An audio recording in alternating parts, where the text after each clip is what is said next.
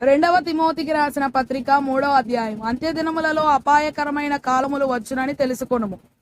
ఎలాగనగా మనుషులు స్వార్థప్రియులు, ధనాపేక్షులు, బింకములాడువారు, అహంకారులు, దూషకులు, తల్లిదండ్రులకు అవిధేయులు, కృతజ్ఞత లేనివారు, అపవిత్రులు, అనురాగరహితులు, అతిద్వేషులు, అపవాదకులు, అజితేంద్రియులు, క్రూరులు, సజ్జనద్వేషులు, ద్రోహులు, మూర్ఖులు, గర్వాంధులు, దేవుని కంటే సుఖానుభవమును ఎక్కువగా ప్రేమించువారు, పైకి భక్తి గల వారి వలె ఉండియు దాని శక్తిని ఆశ్రయించని వారునై ఉందురు.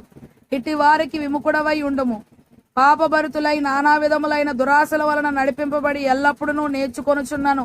సత్య విషయమైన అనుభవ జ్ఞానము ఎప్పుడును పొందలేని అవివేక స్త్రీల యొక్క ఇండ్లలో చొచ్చి వారిని చెరపట్టుకొని పోవువారు వీరిలో చేరినవారు. ఎన్నే యంబ్రే అనువారు మోషేను ఎదిరించినట్టు వీరును చెడిన మనస్సు కలిగి విశ్వాస విషయంలో భ్రష్టులై సత్యమును ఎదిరింతురు. అయినను వారి అవివేకం ఎలాగు తేటపడెనో అలాగే వీరిది కూడా అందరికీ తేటపడును. గనుక వీరు ఇక ముందుకు సాగరు.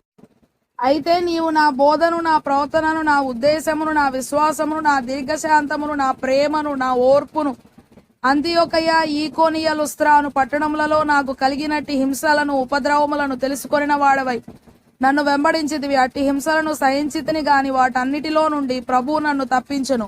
క్రీస్తు యేసునందు సద్భక్తితో బ్రతకనుద్దేశించు వారందరూ హింస పొందుదురు. అయితే దుర్జనులను, వంచకులను, ఇతరులను మోసపరచుచు తామును మోసపోవచ్చు అంతకంతకు చెడిపోవుదురు. క్రీస్తు యేసునందు ఉంచవలసిన విశ్వాసము ద్వారా రక్షణార్థమైన జ్ఞానము నీకు కలిగించుటకు శక్తిగల పరిశుద్ధ లేఖనములను బాల్యము నుండి నీ వెరుగుదువు గనుక నీవు నేర్చుకొని రూఢి అని తెలుసుకొన్నవి ఎవరి వలన నేర్చుకొంటివో ఆ సంగతి తెలుసుకొని వాటి యందు నిలకడగా ఉండుము.